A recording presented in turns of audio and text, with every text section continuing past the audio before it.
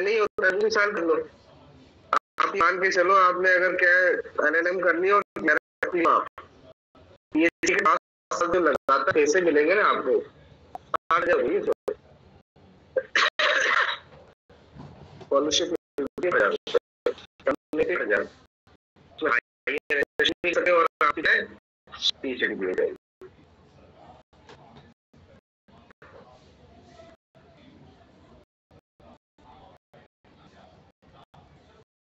ये कि अब बहुत सारे बच्चों से मेरी बात हुई आगे स्पोर्ट में उन्होंने 3 साल करेंगे, इससे बढ़िया हम क्या करें जो आगे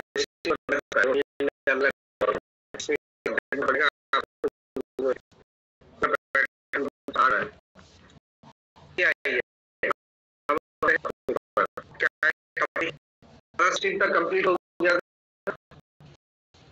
का जो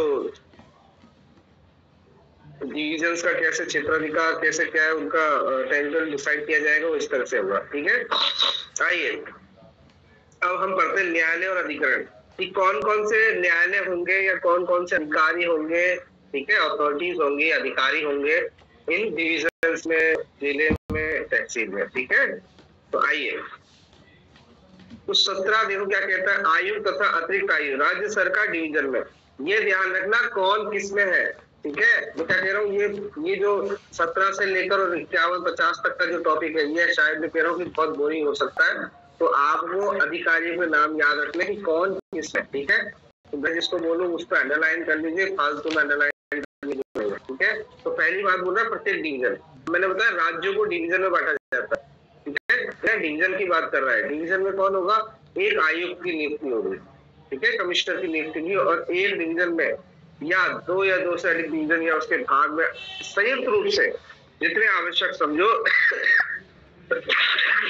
ये क्या है, एडिशनल आयुक्त की नियुक्ति हो सकती है। तो मतलब कमिश्नर की नियुक्ति कहाँ हो रही है, डिवीजन हो रही है। अब देखिए 18 क्या कहता है, भू प्रबंधक आयुक्त और अतिरिक्त भू प्रबंधक, मैंने बोला लैंड रिकॉर्ड से संबंधित मामले, सेटलमेंट से संबंधित प्रबंधन है सेटलमेंट, मतलब एक सेटलमेंट का ऑफिसर होगा और एक लैंड उसका रिकॉर्ड का मामला होगा। तो भू प्रबंध से मामले का सबसे बड़ा अधिकारी कौन होगा, वो ये कह रहा है राज्य सरकार राज्य के लिए। देखो अब यहाँ पर डिवीजन नहीं है, अंडरलाइन कर लीजिए, राज्य के लिए, पूरे राज्य के लिए होगा। ठीक है, ठीक है, तो ये है राज्य के लिए एक भू प्रबंधक आयुक्त नियुक्त करेगा, जितने आवश्यक है उतने ही अतिरिक्त एडिशनल भू प्रबंधक आयुक्त की उपस्थिति। ये राज्य में है, वो आयुक्त कौन है, कमिश्नर, वो है अपने डिवीजन में। ठीक है, आइए 19 भी ऐसे कह रहा है, वो अभिलेख निदेशक, वो आयुक्त था भू प्रबंधक आयुक्त, ये निदेशक है, डायरेक्टर है। ठीक है, और वो भी कौन सा, लैंड रिकॉर्ड का। राज्य सरकार समस्त राज्य के लिए, देखिए पूरे स्टेट के लिए एक भू अभिलेख निदेशक नियुक्त करेगी तथा वो जितने आवश्यक समझे अतिरिक्त भू अभिलेख निदेशक नियुक्त कर सकती है। तो देखिए ये जो कमिश्नर है, ठीक है, वो कमिश्नर डिवीजन में होता है, पर राज्यों में कौन होता है, एक होता है ये अपना है सेटलमेंट कमिश्नर। ठीक है, और दूसरा है अपना डायरेक्टर, ठीक है, ऑफ लैंड रिकॉर्ड, ये राज्य में है। तो ये याद रखना। आइए थोड़ा सा क्या है अन्य अधिकारी देख लेंगे, हमने डिवीजन और स्टेट लेवल पे देख लिया, अब डिस्ट्रिक्ट लेवल पे देख लेते हैं। राज्य सरकार प्रत्येक जिले में, देखो अब ये डिस्ट्रिक्ट पे आ रहा है, ठीक है, प्रत्येक जिले में एक जिलाधीश जो कि उस जिले का भूलेख अधिकारी होगा।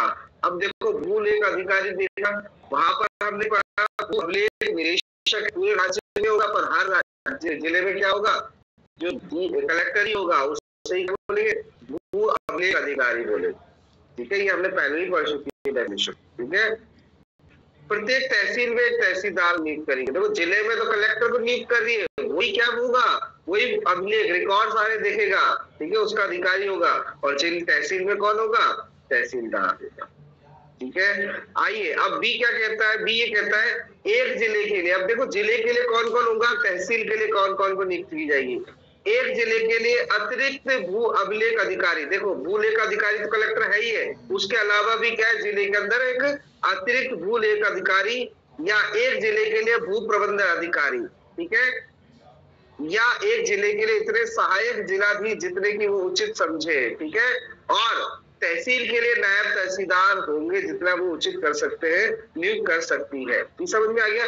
तो कहने का मतलब कलेक्टर तो होगा ही सही, इनके अलावा ये लोग भी क्या है उसके अंदर हो गए। पर ये आप मान के चले, भू प्रबंध अधिकारी, भू अभिलेख अधिकारी, ये कलेक्टर को ही सौंप दिए जाते हैं, ठीक है। और अगर आवश्यकता पड़ी तो सहायक और अतिरिक्त जिला कलेक्टर की भी नियुक्ति की जा सकती है। देखो सी पॉइंट क्या कहता है, सी पॉइंट कहता है एक जिले या एक से अधिक। अब ऐसा भी हो सकता है कि जरूर थोड़ा एक कलेक्टर एक ही जिले के लिए होता है, एक से अधिक के लिए भी हो सकता है। तो देखो यहाँ कह रहा है एक जिले या एक से अधिक उपखंडों की एक सहायक जिलाधीश के प्रभार में।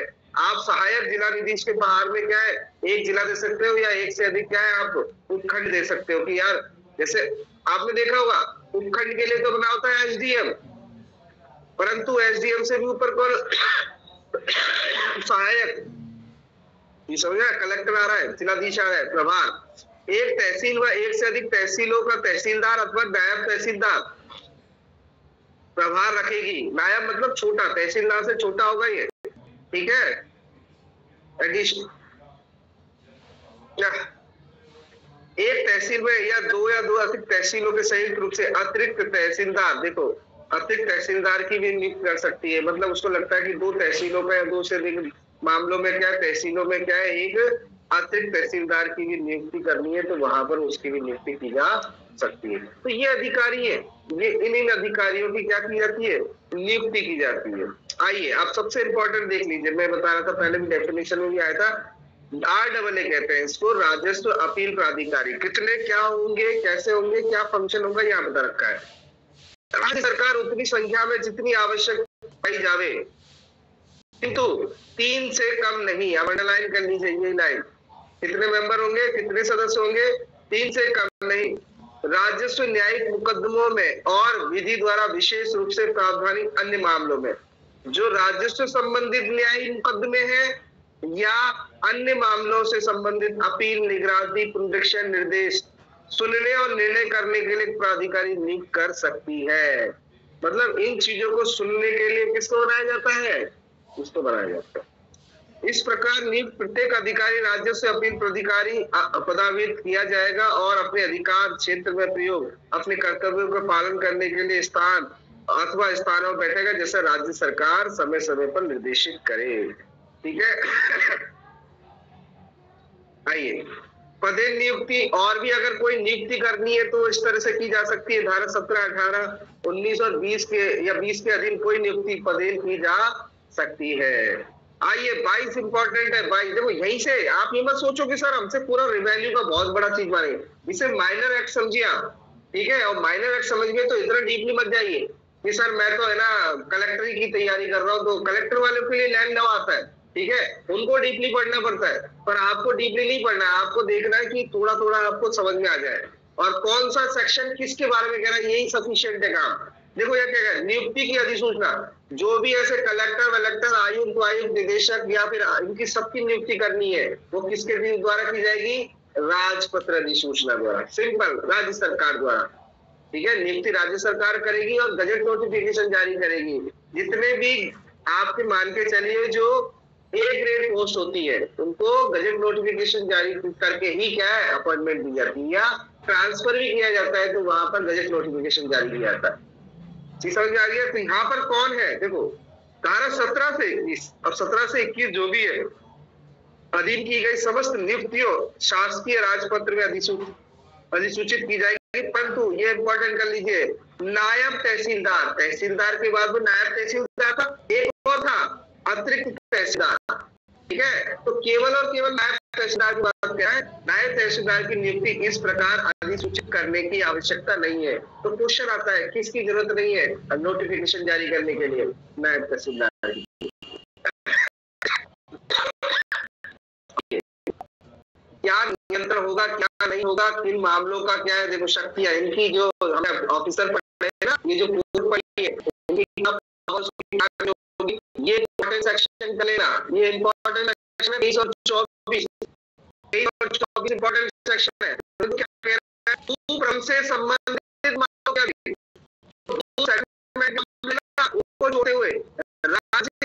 राजस्व संबंधी समस्त गैर मामूली मामलों का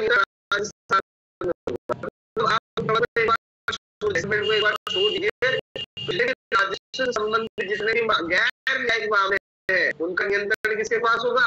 राज्य सरकार के पास होगा। तथा समस्त न्यायिक मामले, अब देखो राजस्व मामले क्या है, इन मामलों को देखेगा, समस्त न्यायिक मामले तथा भू प्रबंध से संबंधित समस्त मामलों का नियंत्रण बोर्ड में निहित होगा, मंडल में निहित होगा।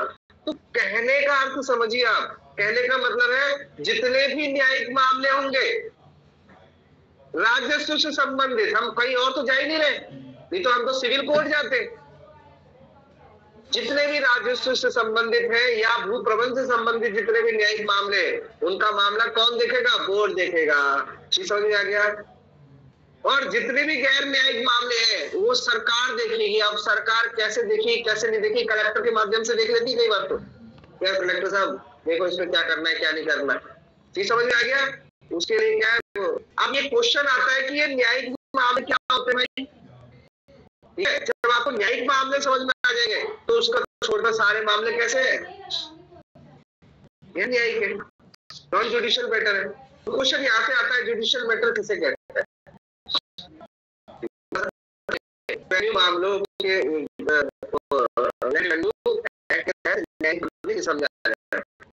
देखिए न्यायिक मामलों से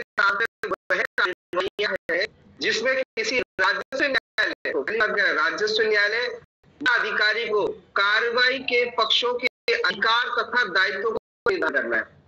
ठीक है, राजस्व न्यायालय अधिकारी को किसके अधिकार दायित्व को निर्धारण करना है और वे कार्रवाइयां तथा आज्ञाएं, ये कार्रवाइयां तथा और कोई ऑर्डर हो तथा साथ साथ में प्रथम सूची में लिखित मामलों में अपीलें, निगरानी तथा निर्देश इस अधिनियम के प्रयोजन के लिए न्यायिक कार्रवाई समझी जाएगी। तो यहाँ आपको ये नहीं बता रहा कि न्यायिक कार्रवाई क्या होता है, न्यायिक कार्रवाई किसके द्वारा की जाएगी वो यहाँ बता रखा है, राजस्व न्यायालय अथवा अधिकारी क्या करेगी? अधिकारों और दायित्व का निर्धारण करेगी। तो सर हमें तो पता ही नहीं चला न्यायिक मामले कौन से हैं। आइए निकालिए फर्स्ट शेड्यूल, फर्स्ट शेड्यूल निकालिए, उसके अंदर अब ये क्वेश्चन आपका सबसे इंपॉर्टेंट बनता है, निम्न को न्यायिक कार्यवाही माना जाएगा या निम्न में से न्यायिक कार्यवाही नहीं होगा। नेगेटिव ज्यादा पूछते हैं आपका। ठीक है, तो यहाँ पर एक क्या दे रखी है, लिस्ट दे रखी है, आगे देख ली, फर्स्ट शेड्यूल देख लिया आपने। अब ये सारे के सारे मामले की जो सूची है वो काई की है? न्यायिक मामलों की सूची है। कौन कौन से है? धारा 88, धारा 88 किससे रिलेटेड है? धारा 88 है आपके भूमि से संबंधित मामले। ठीक है, जो भूमि से संबंधित करोगे तो सारे मामले, सरकार ने आपकी भूमि ले ली, आप कह रहे हो ये तो मेरी भूमि है, सरकार कैसे अतिक्रमण कर सकती है? या आपने किसी सरकारी भूमि पर कुछ बना लिया तो सरकार आपके विरुद्ध दावा कर रही है।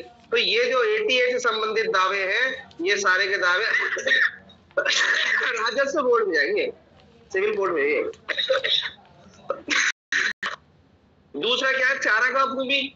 तो आप इस जो 15 के 15 के न्यायिक मामले हैं उनको एक बार नजर मार लें और एक दो बार देखेंगे तो कंफर्म हो जाएगा। ये क्वेश्चन है, मेन क्वेश्चन नहीं है। ठीक है, नेगेटिव पॉजिटिव आ सकता है। मेन सा क्वेश्चन तो ये आएगा न्यायिक मामले क्या होते हैं। ठीक है, और न्यायिक मामलों की सूची, ये मामले क्या है? न्यायिक मामले होंगे।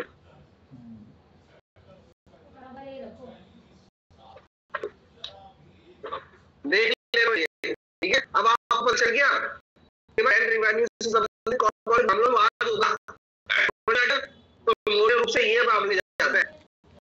चलिए,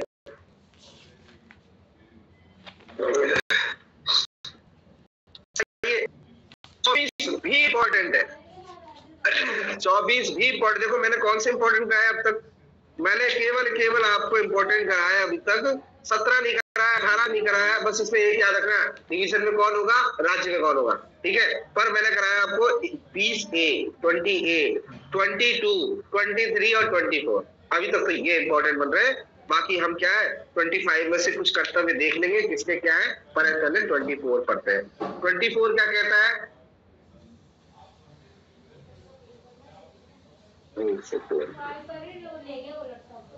चलिए 24 क्या कहता है? 24 कहता है कि कौन किस न्यायालय या किस अधिकारी के सबऑर्डिनेट होगा। ये भी बहुत ज्यादा इंपॉर्टेंट है, क्योंकि आपको पता होना चाहिए कौन सुपीरियर है और कौन किसके सबऑर्डिनेट में काम करेगा।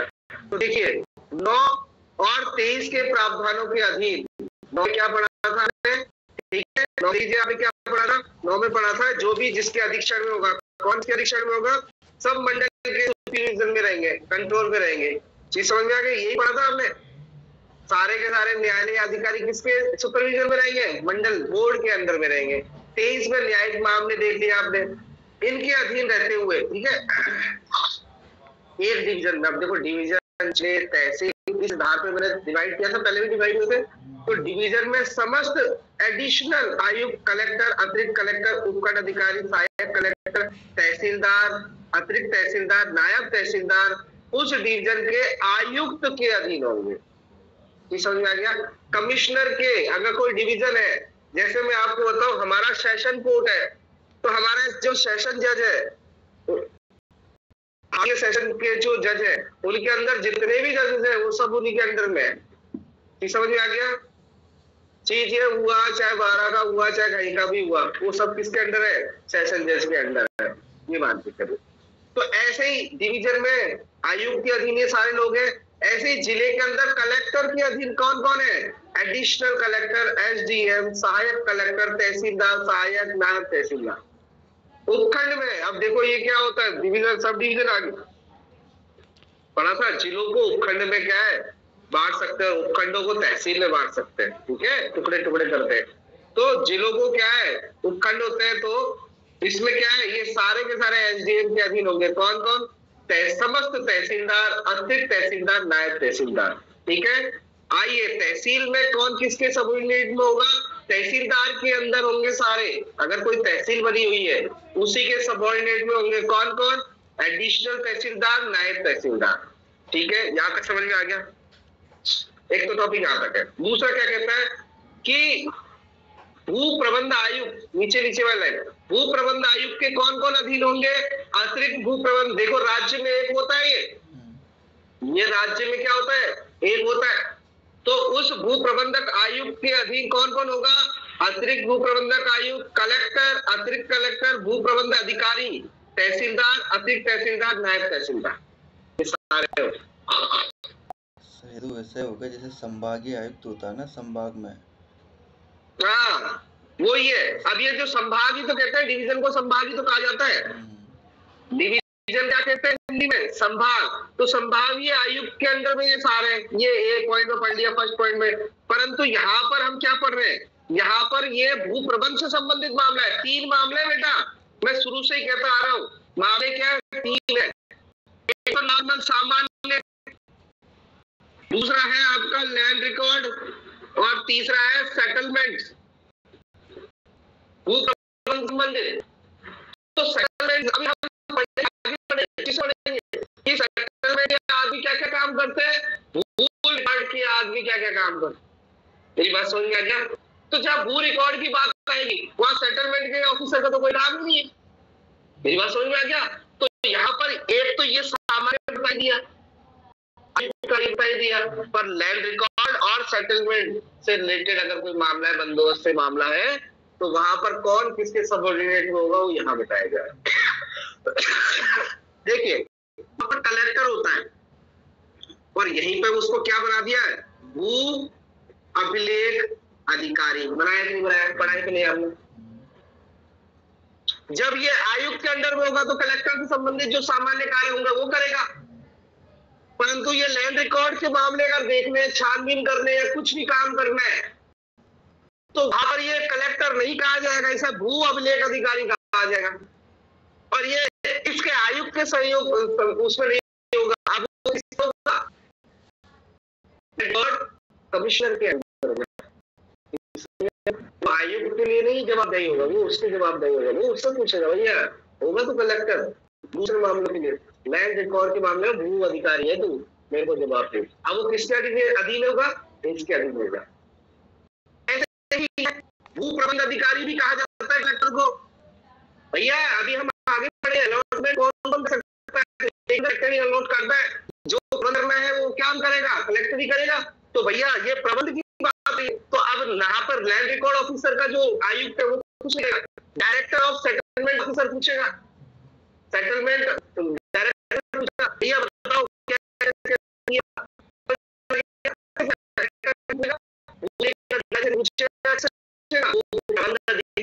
है। एक ही आदमी को तीन काम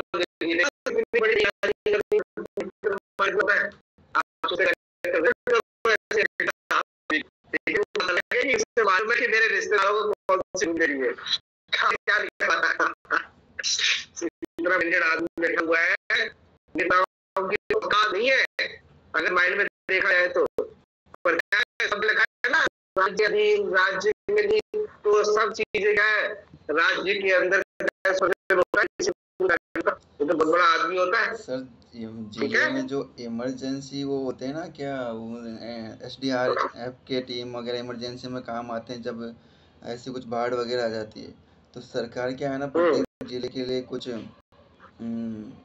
देती है कि इतने जिले में इतने 200 जनों की भर्ती की जाएगी। तो कलेक्टर क्या करता है, उन सब से 10-10 हज़ार रुपये 20-20 हज़ार रुपये लेता है और उनको 5 साल के लिए नियुक्त कर देता है। महीने का 25 हज़ार रुपये महीने का उनके अकाउंट में डालेगा, वो घर पे बैठे रहेंगे। छोटी सी बात बिल्कुल। आज कॉलेज में इतनी फीस ली जा रही है, कलेक्टर चाहे तो ऑर्डर जारी कर सकता है। MP UP इधर कलेक्टर, कई कलेक्टर ने ऑर्डर जारी कर दिए कि भैया फीस निश्चित करिए, किताब जो 10-10 हज़ार जाती आ रही है उससे निश्चित करिए। पढ़ाते हो आप? मेरी बच्ची है खुद 6800 की किताबें आई, 6800 की, मतलब समझ रहे हो आप, सीधे 7000 की किताबें आई है उसको। और मुझे मालूम है कि उसको हिंदी पढ़ना नहीं आता, इंग्लिश पढ़ना नहीं आता, और 7000 की किताब। आपका हिंदी का कोर्स आ जाएगी तारीख सारी किताबें आ जाएगी। तो कलेक्टर क्या है, आदेश दे सकता है उस कॉलेज को, नहीं निश्चित करिए, मुझे अपना बायोडाटा लेके आइए, कितनी मैक्सिमम फीस होनी चाहिए, क्या है, किताबों का पूरा कर सकता है। पर किसी कलेक्टर ने करा के आज तक कोटा के अंदर, तो क्या कर रहा है, और इन स्कूल्स में तो जा रहा है पर वहां से उसे सब कुछ मिल रहा है। एक्सीलेंट कॉलेज कैसे चल रहा है दुनिया को पता है, मोदी कॉलेज कैसे चल रहा है दुनिया को पता है। पर मैडम खुश करने के लिए ओम बिरला जी को बुला लेते, फोटो खिंचवा ली तक ओम बिरला जी बाद में हमारे ऊपर जब बात आए तो हम क्या सेफ हो जाए। केवल पेड़ लगाना है, कोई संगोष्ठी आयोजित करनी है, अरे ये थोड़ा करने के लिए आप कॉलेज गए, लो कॉलेज पढ़ने गए हो आप, पर सारे दूसरे काम हो रहे हैं पढ़ाई को छोड़ते हुए। तो ये क्या करते हैं, बैंक से क्या पैसे देते हैं, कलेक्टर को सबको पता है सर, अभी सब एडवोकेट्स को पता है। अभी यूनिवर्सिटी में जिस दिन वो डाला कि वो आए थे, क्या नाम था, चौधरी थे कोई, जो भी थे जैसा, वो आए थे तो उनसे तो पौधारोपण करवाया गया था। तो पौधारोपण के साथ में जो न्यूज़पेपर में अदर खबर दी ना उन्होंने बना के, वो समझ में नहीं आई मेरे कि आपने किया क्या था, न्यूज़पेपर में क्या आया है। नरेंद्र शर्मा नाम है उनका, नहीं लेडीज से वो नेशनल स्थायी लोक अदालत अध्यक्ष Narendra Sharma. Sir newspaper Bharat real एक गलत ही रास्ते में जा रहा है, आपको मैं बता दूं। आप बन गए तो ठीक है, नहीं तो आप नहीं बने तो फिर रोना है, बस तो है। और अगर आप सोचे कि मैं बहुत बड़े मोरल्स के हिसाब से बन जाती हूँ, मेरे बहुत बड़ी मोरलिटी है, मैं बहुत बड़ी नैतिकता है, उस आधार में बन जाती है तो ज्यादा दिन तक टिकोगे नहीं, क्योंकि ऊपर वाला सिस्टम पूरी तरह सड़ चुका है। नहीं समझे आप, ये अपनी नौकरी बचा लो, क्योंकि मेरे फादर भी सिस्टम में रहे, ऐसा नहीं बहुत बड़े सिस्टम में रहे। मैं आपको बताऊं, मेरे फादर एक बात कहते थे, पुलिस विभाग में एक बात चलती है, क्या बात चलती है, कोई बात चलती है जिसके पास में 1 करोड़ रुपए है वो किसी जगह पोस्टिंग ले सकता है। और पापा ने बोला यार ऐसे कैसे होता है यार, मुझे तो ऐसी जगह जाना ना यहाँ पर हर जगह जाता है। मेरे फादर को ज्यादातर ऑफिस काम देते थे, इंस्ट्रक्टर होते थे ऑफिस काम देते थे, या फिर छोटी छोटी जगह देते थे। इटारसी हुई है, आपका कोटा हुआ, भोपाल हुआ, जहाँ बहुत सारी गैदरिंग होती है, तब जब 100-200 ट्रेनें आती है, तो मेरे पापा ने बोला यार एक गंदर एक दाव खेलते हैं। क्या करते हैं, एक दाव खेलते हैं।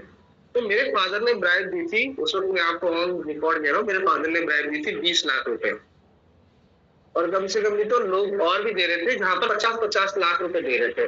पर मेरे फादर का क्या है, थोड़ा सा नेचर अच्छा था, यार ये सीधा आदमी है, तो इसको ले लेते हैं, कभी भी बड़ी पोस्ट पे सीधे आदमी को ले लेते हैं। पहली बात होता है मेरे पापा का जब वहां उजागर हुआ, अरे मेरे पापा के अंदर ये चल रहा है, क्या चल रहा है, बोले प्रत्येक जो गाने 200 गाड़ी आ रही है सर, 200 एक दिन के अंदर कितनी गाड़ी कर रही है, 200, और 200 में कम से कम 10 वेंडर मान लो, 10 आदमी जो सामान बेचते हैं, 10 को मान लो मिनिमम, प्रत्येक वेंडर से 1,000 रुपया, ये क्या बोल रहा हूँ मैं, क्योंकि 200 गाड़ियों को एक पानी की बोतल निकालता है वो एक दिन में निकल 5 रुपए निकालता है, 200 हो गए, समझ में आइए आपको, सारे निकाल देता है, 200 गाड़ी तो एक महीने से हम लेते हैं तो 200 आदमी से कितने लिए, 200 बड़ा दूसरा डिपार्टमेंट है, क्योंकि वेंडर केवल वेंडर में बाकी तो भ्रष्टाचार कर रहा है, लगा तो बड़े लगे 200 पे ज्यादा इंप्रूव कर लो, एक दिन के अंदर 2 लाख रुपए से ज्यादा इनकम, एक दिन के अंदर, महीने में कितनी हो गई, तो मेरे पापा माँ सिर्फ 2 महीने टिक पाए, क्यों, पहले हमने तो लिया, ठीक है भैया बढ़िया आ रहा है, फिर सांसद साहब का फोन आ रहा है, देखो सांसद साहब वहां के, फिर वहां के पत्रकारों का फोन आ रहा है कि सर हमें सब पता, तो पापा ने बोले यार ये क्या हो रहा है, मैं तो और सुनो, वहां पे जितनी भी इनकम हो रही थी वो पापा नहीं रख रहे थे, किसको, उसको हिसाब देना था, किसको, जो उनका जो मेरे फादर का हेड है डीएसपी, मैं कह रहा हूँ ना, आप बोलते ना क्या सर आप नौकरी है, ये कंपटीशन का क्या, ये कितना चस्का क्यों है, ये चस्का इसके लिए, ये चस्का इसके लिए, आप सोचते ईमानदार करने की नौकरी है, नहीं, मेरे फादर एक छोटे से स्टेशन के इंचार्ज है, पर एक डीएसपी होता है कम से कम तो 10 थानों 10 स्टेशनों का इंचार्ज होता है, अगर आपका एसपी आ रहा है 54 थाने हैं, कितने सर, 54 थाने, समझ लो पावर, एक थाने की बंदी है, एक थाने की बंदी मिनिमम एक दारू की दुकान से 3 दारू है एक दिन की, मतलब 2,500 से 3,000 रुपए पर डे की दारू की दुकान, और अगर उस इलाके में 10 दुकानें हुई तो 30,000 रुपए की दारू डेली आई है, और कितने थाने, 54 थाने, एसपी को नहीं पता कि कैसे कमाई हो रही है, तो मेरे फादर उधर देते थे, फिर ये अखबार वाले, अखबार कितने होते हैं, राजस्थान पत्रिका, ये लोकल, सांसद का फोन आ रहा है तो मेरे को क्या है 10 लाख रुपए चाहिए महीने का, उधर पत्रिका आ रहा है कि सर मैं 50,000 रुपए लूंगा, 10 पत्रकार आ गए तो 5 लाख रुपए, मेरे फादर ने 1 महीने तो सबको सेटलमेंट किया, दूसरे महीने पापा को दिमाग खराब हो गया, बोले ये क्या हो रहा है, मैं नौकरी ना करके क्या कर रहा हूँ, तो गाई मेरे पापा ने बोला, फिर एक विवाद हो गया वहां पे, अब मेरे फादर क्या कर रहे हैं, कान पढ़ रहा हूं मैं, मेरे फादर का स्टाफ क्या कर रहा है, मैं आपको बहुत बड़ी डीपली बात बताऊं, मेरे फादर का स्टाफ क्या कर रहा है, बस पैसे कलेक्शन कर रहा है, समझ रहे हो आप, स्टाफ क्या कर रहा है, स्टाफ का काम क्या है, यात्रियों की सुरक्षा करना, पर मेरे फादर का स्टाफ क्या कर रहा है, जो कांस्टेबल है वो हर एक वेंडर को देख रहे कहाँ है, अच्छा 1,000 रुपए सुरक्षा कहीं बाढ़ में, वो 1,000 रुपए से बदला है, तो एक घटना हुई वहां पर, एक घटना क्या हुई, एक आदमी ने दूसरे आदमी की बोतल पी ली थी, आपने अच्छी तरह अखबार में पढ़ा था और बहुत ज्यादा हाईलाइटेड थी, दूसरे आदमी की ट्रेन के अंदर पानी की बोतल पी ली थी, उसको इतना बुरा लगा कि यार तू ऐसे कैसे पी लिया मेरे मुंह से पानी, और जब पता चला तो वो एससी का था, तो उसको नंगा करके ट्रेन के आगे डाल दिया था, आपने अखबार में पढ़ा होगा, अखबार में भी आई थी, और उसकी वीडियो भी क्लिप जारी की गई थी, उसको नंगा करके जो खिड़की होती है ना उस पर लटका दिया था, और जब धीरे धीरे ट्रेन चल रही थी उसको पट्टों से मार रहे थे लोग, वो इतनी हाईलाइटेड हुई कि मेरे फादर ने बोला कि मैं उधर से छोड़ रहा हूँ, क्योंकि क्या है एक्चुअली अपराध, जो पुलिस बोले अपराध रोकने के लिए बैठी है, नहीं सर, अपराध होगा तो रोकेगी, उससे पहले नहीं रोकने की, वो आगे प्रयास नहीं करती, ठीक है, और सांसद को जो हमने पैसा नहीं दिया, सांसद ने कहा आवाज उठाई संसद में कि इस तरह से वहां पर वेंडरिंग हो रही है, इस तरह से अपराध हो रहा है, इस तरह से आरपीएफ, मेरे पापा का नाम हो गया, आ गया उसमें संसद के उसमें पापा का नाम, तो पापा ने बोला भाई अपन से नहीं की जाएगी, तो आप जितने भी आप बन रहे हो ना कि यार ये मैं ना अच्छी पोस्ट पे आ जाऊँ, अच्छी वो आ जाऊँ, सॉरी सर, आपको बोलेगा गुंडा, तो जितनी भी अच्छी जगह कोटा, एक उठाई गिरा गुंडा ही बन सकता है आप इंस्पेक्टर, आपको क्या लगता है सीधे साधे को लेके आएंगे क्या, या हिंदू मुस्लिम का डेली लड़ाई होती है, सारे उठाई गिरे यहाँ पर है, चीज समझ में आ रही है, कितना हिस्ट्री शीटर एरिया है हमारा कोटा, तो यहाँ पर कोई आप सोच रहे नॉर्मल इंस्पेक्टर को लेके आएंगे, नॉर्मल सी को लेके आएंगे, तो सॉरी सर, आप नहीं हो उस काबिल जब तक आपके अंदर वो दबंगगिरी नहीं है। ऐसे ही आपको क्या, अगर आप मजिस्ट्रेट बन भी गए और दबंग नहीं हो तो कोटा वोटा भूल जाओ, जिले भूल जाओ, तहसील स्तर पे लगाए जाओगे अगर आपके अंदर दबंगगिरी नहीं है तो। तहसील स्तर पे भी तो मजिस्ट्रेट होते हैं, होते हैं कि नहीं होते? तो आप देख लीजिए आप कितने दबंग बनना चाहते हो, पढ़ाई करना या मजिस्ट्रेट बनना ही काफी नहीं होता। आपके अंदर विल पावर भी होनी चाहिए, लड़ने की क्षमता भी, कनेक्टिविटी लोगों से कैसी है, कैसे कंट्रोल कर सकते हो। आपको लगता है कोटा के अंदर जो कलेक्टर है वो सीधा सा है? अरे भैया वो दबंग निर्णय लेने वाला कलेक्टर है, क्योंकि उसे मालूम है 140 से कोटा के अंदर लगेगी। हाँ मैं बता दूं, जैसे ये यहाँ पर त्योहार व्योहार आते ना हिंदू मुस्लिम के, भाई व्यवस्था खराब हो जाती है। अभी चल रहे हैं वो कौन से सावन में 144 लगाने वाला है, पर क्योंकि सरकार बीजेपी ये नहीं है, कांग्रेस की होती तो लगा देता। अब तक तो 144 कई बार लग चुकी होती, पर क्योंकि कांवड़ यात्रा निकाल रहे तो चलो कोई बात नहीं है। तो आप समझ रहे हो ना क्या सिस्टम है। तो ये सिस्टम ये है। तो क्यों एजुकेशन क्यों जरूरी है? क्योंकि अंदर की जानकारी तभी होगी जब आपको एजुकेशन होगी, नहीं तो आपको पता नहीं समझे। और आपको लगता है ना ये बड़ा काम कर रहे हैं, कोई काम नहीं कर रहे। सर कैसी बात कर रहे हो सर, आप तो पढ़ाने वाले टीचर हो, ऐसी नेगेटिव बात क्यों कर रहे हो? बेटा जो नेगेटिव करता है ना उसमें पॉजिटिवनेस भी छुपी होती है कि आप करें तो थोड़ा सा क्या बदलाव लाने की कोशिश करें। ये तो कोई चाहता ही नहीं है बदलाव। आपको क्या लगता है आप बदलाव लेके आ जाओगे? तो चेहरे से तो नहीं नजर आ रहे। केवल आपको अपना घर परिवार चलाने की एक नौकरी चाहिए बस। आप सोच रहे ना कि मैं जिंदगी कुछ कर लूं, और आप भी इसी हिसाब से ही सोच रहे हो कि यार नहीं समझे। चलिए तो फिर करिए जो करना। आइए तो देखिए, अब मैंने आपको बता दिया ये जो लैंड रिकॉर्ड का है जो अधिकारी होगा वो सब पे इस पे नियंत्रण रखेगा। ऐसे तहसील के अंदर, तहसील के क्या है, भू प्रबंध अधिकारी। भू प्रबंध अधिकारी कौन था? वैसे तो कलेक्टर है, पर ये क्या करेगा? तहसील में समस्त तहसीलदार, अतिरिक्त तहसीलदार या नायब तहसीलदार के संदर्भ में प्रयोग करने वाले के लिए भू प्रबंध अधिकारी के अधीन होंगे। ये सारे के सारे कलेक्टर के अधीन होंगे तहसील में। ऐसे भूलेख अधिकारी निदेशक है ये रिकॉर्ड वाला, ठीक है, इसके अधीन कौन होंगे? तो कहने का मतलब है कौन किसके अधीनस्थ होगा वो आप इस सेक्शन के अंदर देखेंगे। समझ में आ गया? आइए सेक्शन 25 एक बार इंपॉर्टेंट है, ठीक है। 25 क्या है? अब आपने देख लिया लैंड रिकॉर्ड ऑफिसर या आयुक्त, कमिश्नर या सेटलमेंट ऑफिसर या उसका क्या है निदेशक, डायरेक्टर। अब ये क्या काम करेंगे ये भी तो पता होना चाहिए। तो देखिए आइए, प्रत्येक आयुक्त, जिलाधीश अथवा उपखंड अधिकारी, प्रत्येक तहसीलदार क्रमशः जिले अथवा उपखंड तथा तहसील के अंदर इस अधिनियम, देखो इस अधिनियम में जो बता रखा है, इस अधिनियम अथवा टेनेंसी एक्ट, ठीक है, अथवा किसी अन्य विधि द्वारा के अधीन प्रदत्त अथवा उस पर अधिरूपित समस्त शक्तियों का उपयोग कर्तव्यों का पालन करें। अलग अलग जगह अलग अलग काम करें। तो कौन नहीं देगा? समझ में आ गया? उसकी जो लकड़ी बेचेंगे वो उसके लिए कौन लैंड रिकॉर्ड वाला देगा, सेटलमेंट देगा, या आयुक्त देगा, या कलेक्टर देगा, या नायब तहसीलदार देगा, ये देखा।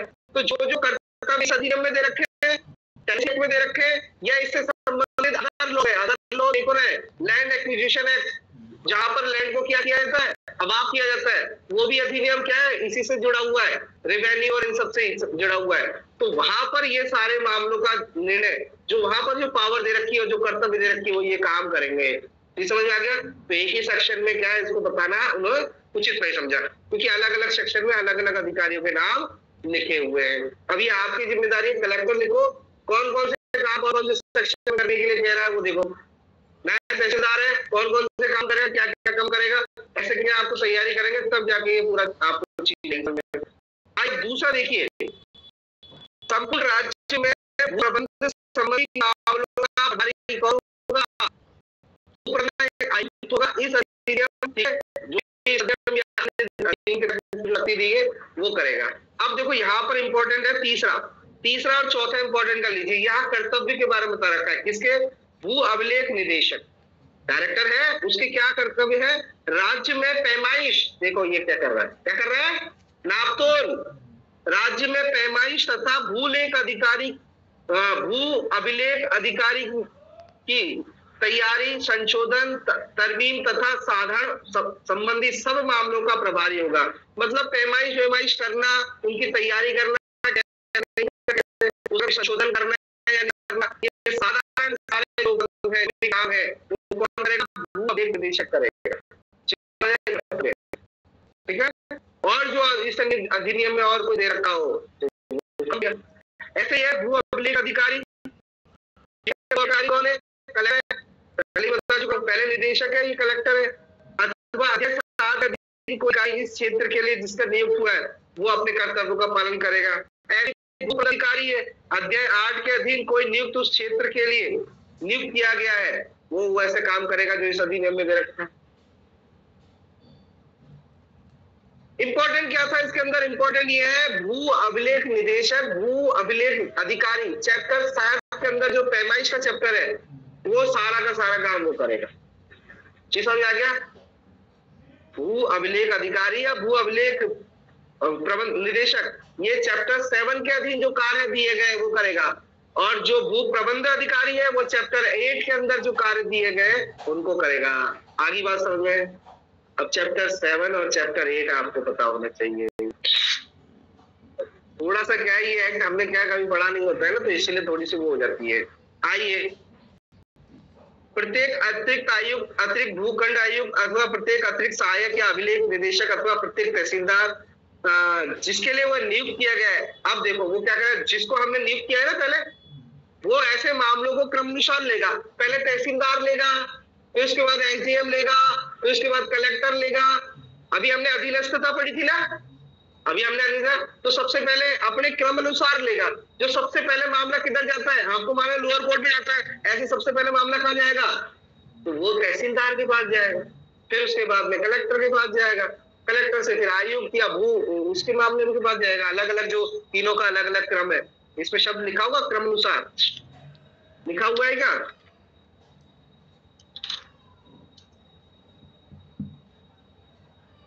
क्रमानुसार एक अतिरिक्त भू प्रबंधक आयुक्त या इनके शक्तियों का प्रयोग और कर्तव्यों का पालन करेंगे। मतलब ये सारे जो लोग हैं मुकदमों में कैसे पालन करेंगे, कैसे कार्य करेंगे, या शक्तियों का प्रयोग करेंगे क्रमानुसार। पहले तहसीलदार, फिर आपकी कलेक्टर, एसडीएम, फिर उसके बाद कलेक्टर, कलेक्टर के बाद में जो भी है तो वो आयुक्त है या फिर निदेशक है या फिर कौन है। ठीक है, वो क्रमानुसार कार्य करेंगे। चीज समझ में आ गया? ये है, बाकी सब छोड़ दीजिए, बाकी कोई टेंशन नहीं है करने की। ठीक है, राज्य सरकार जो जो इनको आदेश देगी सेक्शन 0.7 में वो उनका पालन करते रहेंगे, अन्य जो पालन करने के लिए कहेंगे। आइए 26 और 27, ये 26 है, क्वेश्चन सीधा आएगा। न्यायालय अधिकारियों की अतिरिक्त शक्तियां, ये तो शक्तियां है ही है। कहां पर? 25 में ये पावर्स ऑफ कोर्ट की बात कर रहे हैं। Power of court and authorities या अधिकरण की, ऑफिसर्स की क्या क्या पावर है? एक तो सामान्य पावर 25 से पढ़ ली, एडिशनल पावर दे सकते हैं कहां पर? 26 में, और 27 में क्या कहता है? Inherent power. समझ में आ गया? अंतर्निहित शक्तियां।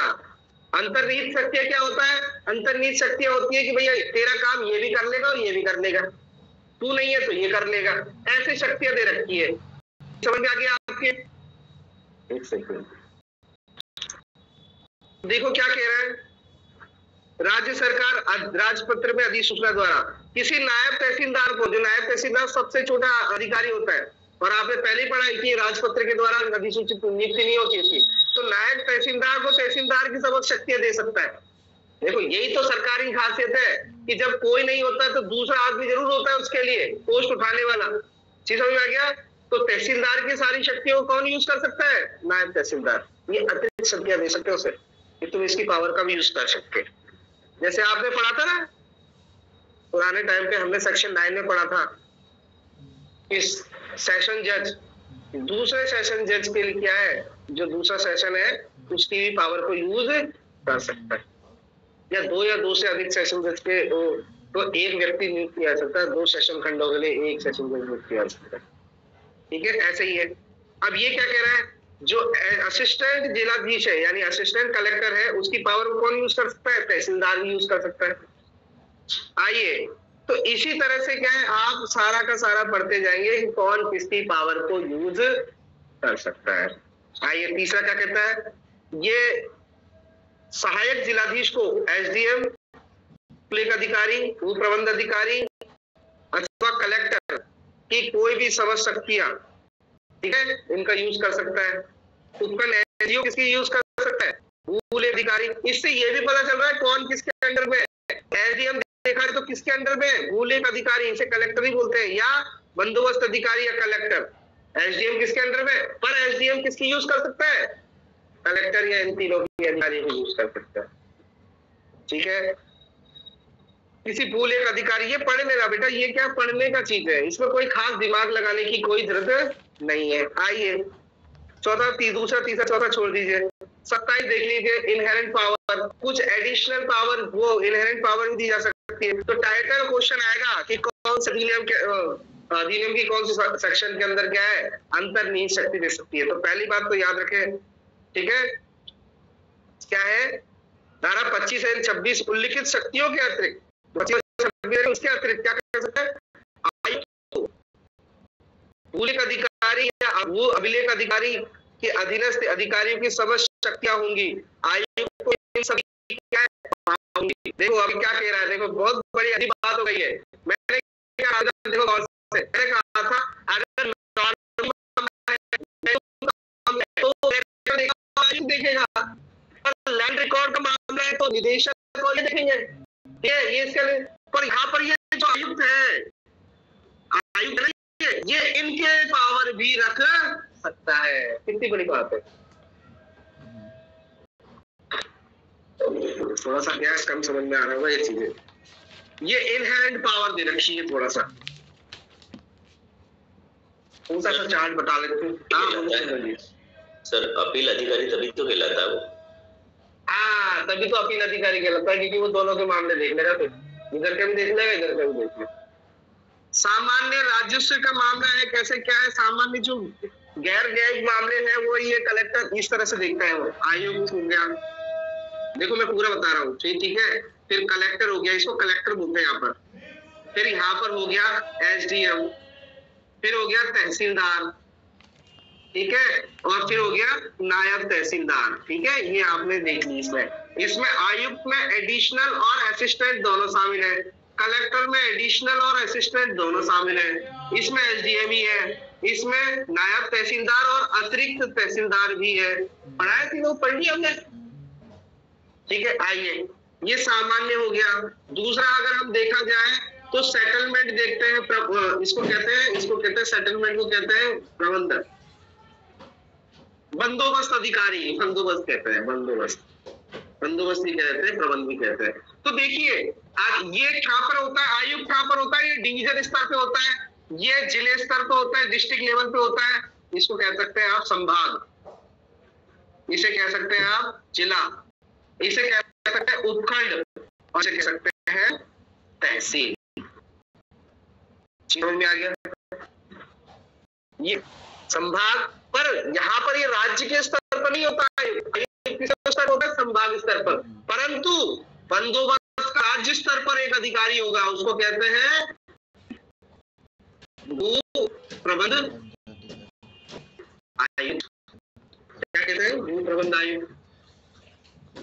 ये राज्य स्तर पर होता है, और फिर संभाग स्तर पर कोई होता, फिर राज्य के बाद भू प्रबंध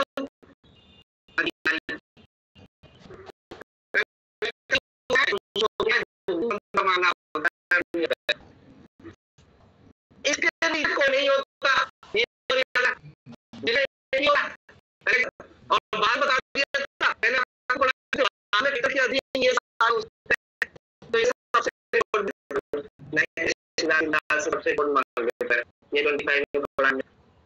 ऐसे क्या यहाँ पर होता है। तीसरा वाला समझ में आ रही है?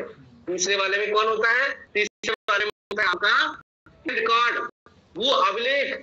तो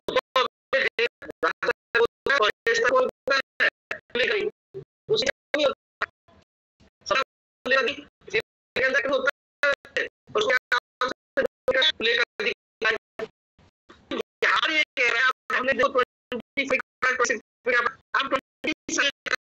आयुक्त वैसे तो इनके सबऑर्डिनेट में रहेगा, आयुक्त के सबऑर्डिनेट में रहेंगे, ठीक और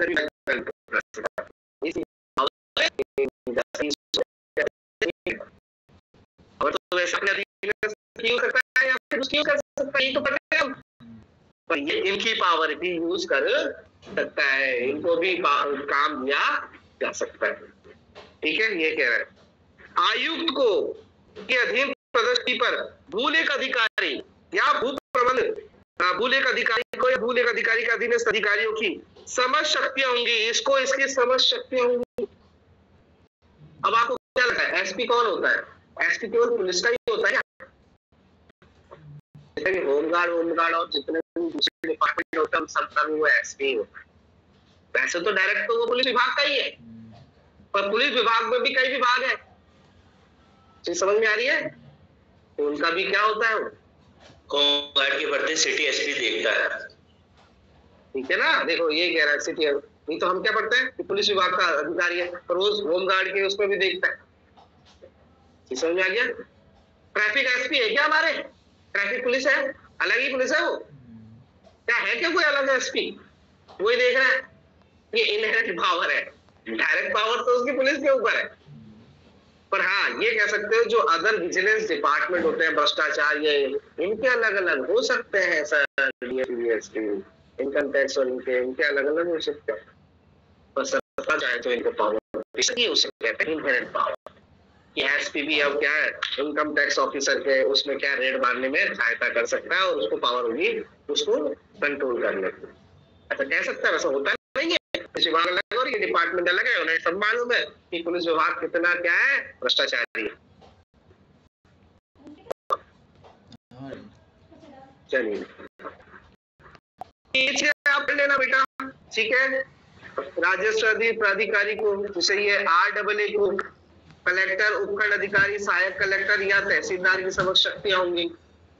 ठीक है, आइए कलेक्टर को इन सब की शक्तियां होंगी, तो ये देख लेना आप। ठीक है, आइए कोई रिक्ति हो जाती है, देखो ये अच्छा सेक्शन है 28, 29 अच्छा सेक्शन है कि यदि जब आयुक्त, जिलाधीश, उपखंड SDM, तहसीलदार का पद स्थायी रूप से, अंडरलाइन कर लीजिए, ये स्थायी रूप से रिक्त होने के फलस्वरूप कोई अधिकारी डिवीजन, जिला, उपखंड या तहसील जैसी भी प्रशासन में मुख्य कार्यकारिणी का अस्थायी रूप से अनुगमन करता है, तो ऐसे अधिकारी राज्य सरकार की आज्ञा निकलने तक ऐसे लागू किसी विधि द्वारा, कहने का मतलब है अगर कोई पद रिक्त हो जाता है और उसकी जगह दूसरा किसी को लगा देते हैं, तो जब तक पोस्ट को होल्ड करता रहेगा जब तक राज्य सरकार नए की नियुक्ति ना कर दे।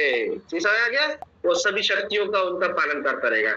जैसे हमारे कॉलेज में होता है, प्रिंसिपल मैम 10 दिन के लिए चली गई है तो आनंद सर को बना दिया। अब यहाँ पर क्या लिखा है, स्थायी रूप से पद रिक्त हो गया है, अब पता नहीं वो कब तक होगा कब तक नहीं होगा, तो दूसरे को बना दिया, तो वो जब तक एक्स पोस्टो वो करता है कि नहीं करता? चलिए ऐसे कह रहा है, यहाँ पर स्थायी रूप से यहाँ पर पद की अनुपस्थिति है, वो रिक्ति हो गया, खाली हो गया, यहाँ अनुपस्थित है। ठीक है, तो अब देखो क्या, ये 3 श्रेणी याद रखना, ये 3 श्रेणी अब आपको जिंदगी में भी याद रखना है कि पहले किसको मौका देना है, किसको नहीं देना है। ठीक है, अगर कोई पोस्ट खाली हो जाती है तो कोई अनुपस्थित हो जाता है, तो कैसे कैसे कैसे करना होता है। तो सबसे पहले देखो ये क्या है, जब कोई अधिकारी अपने कर्तव्य के अस्थायी रूप से अनुपस्थित हो, ठीक है, अस्थायी रूप से, उसके मुख्यालय में काम करने वाले समान श्रेणी, पहले ये देखना है कि कौन उसके लेवल का है, अंडरलाइन कर लीजिए, समान श्रेणी के कोई भी अधिकारी। और ये है, यदि समान श्रेणी नहीं है तो सर भी हम क्या है, यदि समान श्रेणी का कोई अधिकारी ना हो तो इस प्रकार का काम करने वाला सुपीरियर कौन है और कोई ऑफिसर है सीनियर, तो पहले हम उसको देंगे। पहले तो समान श्रेणी में देखेंगे उसके बराबर कौन है, और अगर बराबर नहीं है तो पहले हम हायर को देखेंगे, उच्चतर श्रेणी का कोई अधिकारी, अगर वो नहीं है फिर आते हैं लोअर ग्रेड में। समझ में आ गया? जैसे इंस्पेक्टर पोस्ट है, इंस्पेक्टर अगर अनुपस्थित है तो किसको देंगे, अगर वो अपना काम सौंपता तो ठीक है यार तुम संभालो, अगर नहीं सौंपता तो दूसरे अधिकारी, दूसरे स्टेशन के या दूसरे किसी इंस्पेक्टर रैंक के बराबर के रैंक के ऑफिसर को वो काम देंगे। अगर वो भी अनुपस्थित है फिर उससे इंस्पेक्टर का जो ऊपर होगा सर्कल इंस्पेक्टर, उसको देंगे। ठीक है, और अगर सर्कल इंस्पेक्टर भी नहीं है तो फिर हम नीचे आएंगे कि SI या ASI को देंगे। अभी बात समझ में, तुरंत ही नहीं दे देंगे। ये 3 श्रेणी याद रखना, ठीक है। वो इंचार्ज संभालेगा या इंचार्ज बना रहेगा, नीचे लिखा हुआ है इंचार्ज, ठीक है। बाकी कुछ नहीं करना। नेक्स्ट थोड़ा सा पढ़ लेते हैं। अब ये पटवारी, कानूनगो और निरीक्षक, ये कौन कौन होते हैं, ठीक है। ये सेक्शन 30 है, ठीक है। आइए, भू अभिलेख अधिकारी राज्य सरकार की पूर्व स्वीकृति से प्रत्येक जिले के गांव को, देखो अब ये कह रहा है गांव के लिए कह रहा है, ये गांव को समय समय पर पटवार हल्के, ये पटवार हल्के क्या होता है सर, पटवारी के अंदर एक क्या है वो सर्कल सा बनाता है,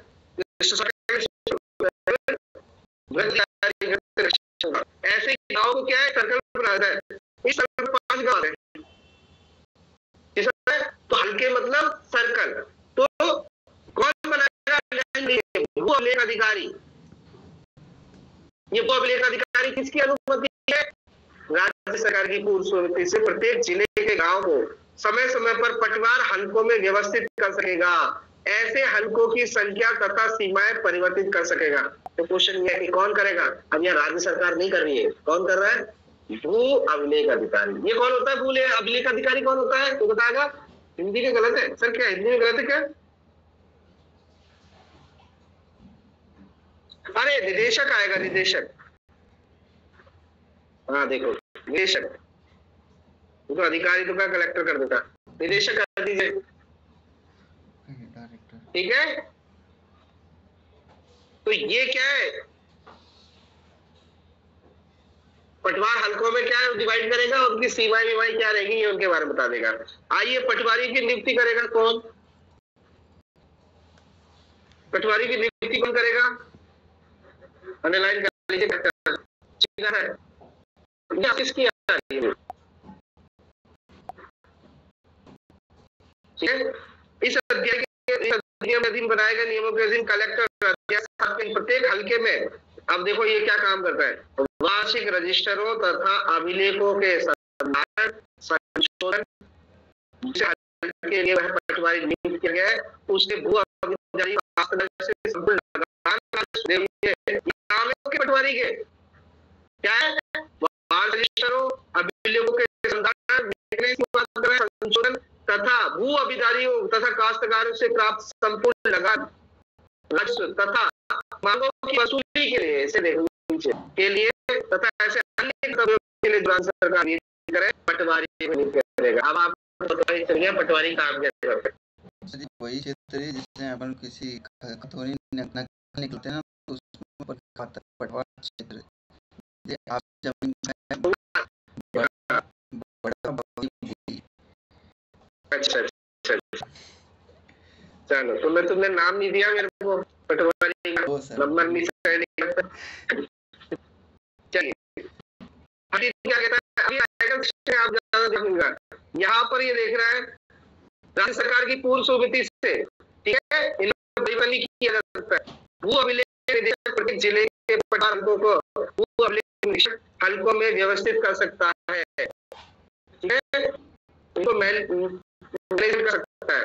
अभी गिरदावर कानून को अथवा भू लेख निरीक्षक की नियुक्ति, अब इन तीनों की नियुक्ति कैसे की जाएगी, कलेक्टर करेगा, ठीक है।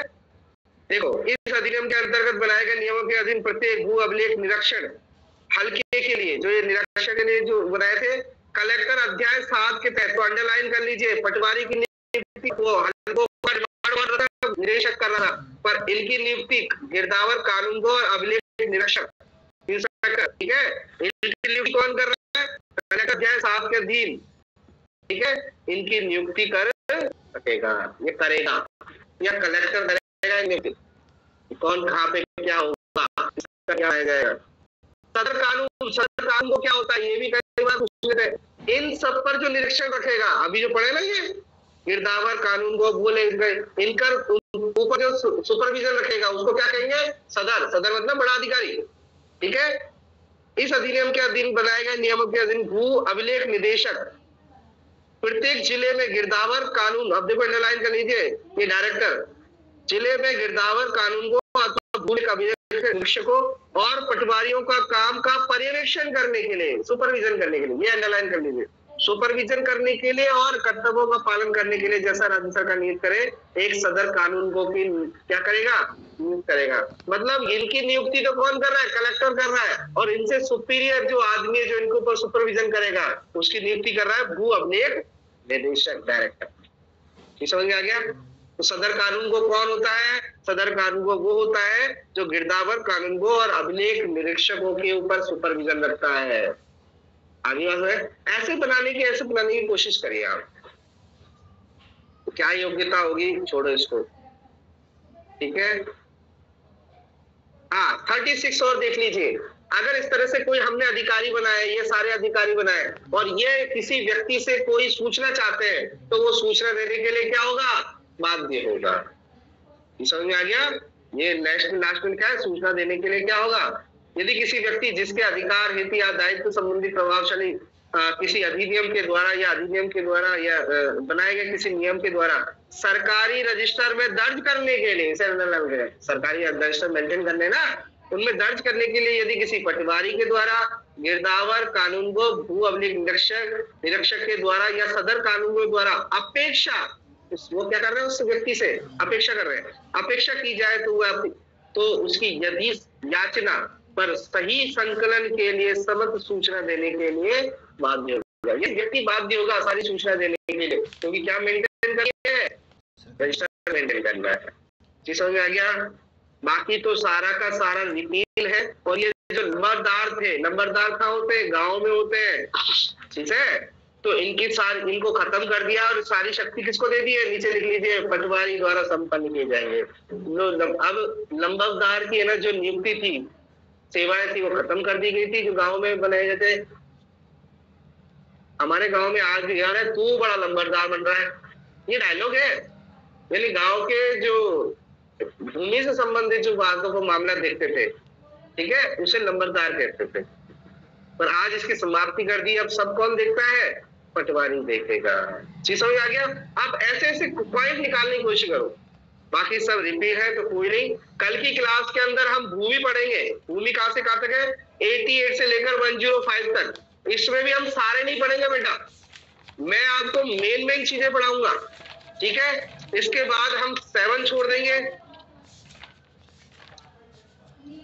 और 8 छोड़ देंगे, फिर सीधा आएंगे हम सीधा 9 और 10 के अंदर। वो इंपॉर्टेंट है, बड़े भी है,